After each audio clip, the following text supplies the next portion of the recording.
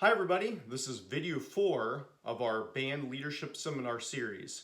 Hopefully you've enjoyed it so far and you've learned a few things about leadership and about yourself. This video is going to be a lot about yourself, so listen up and hopefully you'll learn a few things.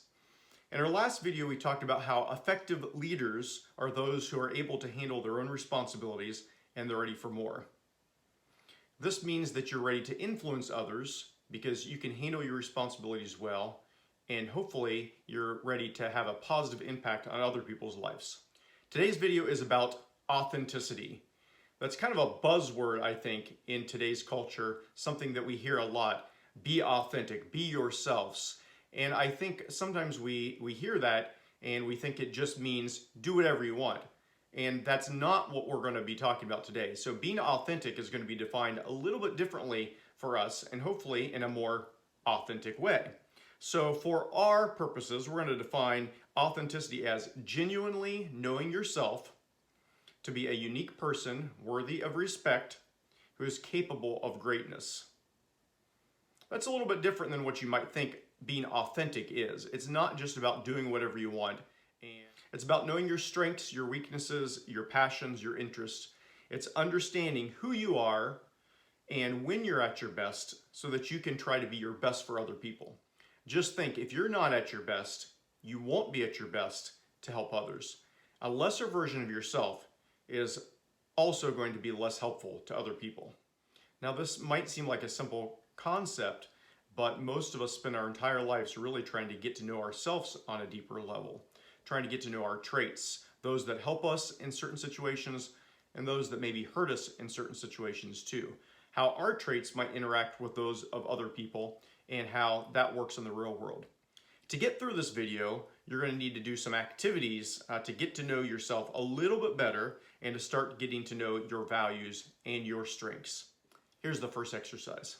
Get a piece of paper and just start writing down some things that you think you possess when you're naturally at your best. What traits, what characteristics do you possess when you are at your best as a person? You might even ask a close family member or friend to do the same thing for you and see what they come up with. They might come up with some things that are really obvious to them about you, but you didn't really think about. Take both of those lists and combine them. Think about those traits that you really feel like are important to you and really define you. Those are some things that are going to be natural to you as a leader and things that you shouldn't really forget. If you can't think of any good words, go onto Google and search for lists of personality traits.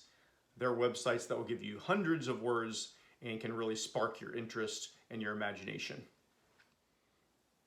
Now that you've come up with some traits that you possess, let me read a few characteristics of superior leaders and managers. Ask yourself if any of these popped up on your list of traits. If they didn't, no big deal, but these are some of them that tend to come up with good leaders. And as I read them, ask yourself, is this a lot like you, not at all like you, or maybe just a little bit like you? Ambitious, caring, competent, cooperative, dependable, determined, fair, honest, imaginative, independent, inspiring, intelligent, loyal, mature, open-minded, self-controlled, and supportive. Now I'm going to read those same words again, and I want you to think about what role people with these traits might have in the band. Where can these types of people really be helpful to make it a good experience for everybody? Ambitious, caring, competent, cooperative, dependable, determined, fair, honest, imaginative, independent, inspiring, intelligent, loyal, mature, open-minded, self-control, and supportive. Hopefully when you heard those words again, you thought of specific people or specific roles in the band and how those types of people might benefit their section, individuals, and the band as a whole. Now, where might you fit in with those rules? Another way of discovering your natural traits is to take a test called the Big Five Personality Test. There are lots of personality tests out there, but this is the one that seems to be the most generally accepted as scientific and reliable. There are 5 traits that this test will measure, and that includes openness to experience, conscientiousness, agreeableness, negative emotionality, and extroversion.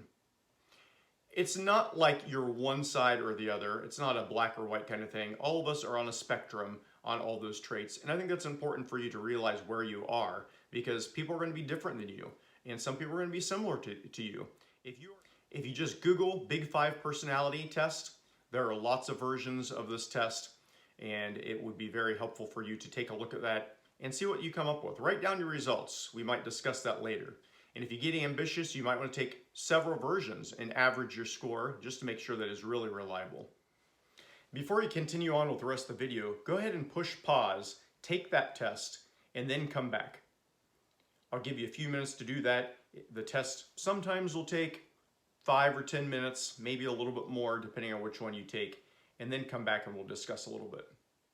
Okay, welcome back everybody. The results will probably show each trait in a spectrum. You're either going to be really high, really low, but probably somewhere in between. Most of us are going to be in that moderate range with most of these traits. If you realize that you're really high or really low, it might not necessarily be a good thing or a bad thing. It's not right or wrong. It's not going to necessarily help you in leadership or hurt you in leadership. It's just something to be aware of. Why are these things so important to know then? Why are your values, your traits, and your personality so important to know?